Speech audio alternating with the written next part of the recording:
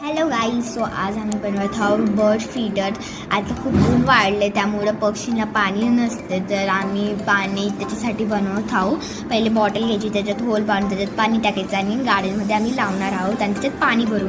आणि आता आमची 2-3 दिवसापासून बघितलं तर खूप सारे पक्षी येत राहते होते, म्हणून प्लीज हा ट्राय करा बर्ड फीडर बनवायचा. आणि त्याच रात्री आम्ही केली मस्त डब्बा पार्टी आमची खूप छान झालेली, ज्याच्यात आम्ही सगळ्या लहान मोरांकडनं म्हणजे त्यांच्या पॅरेंट्सकडनं 10-10 रुपीजची कॉन्ट्री खाली आणि त्याच्यात आम्ही आईस्क्रीम दिली सगळ्यांसाठी आणि खूप धमाल केला, नाचलो, गेम्स खेळलो, खूप काही केलं.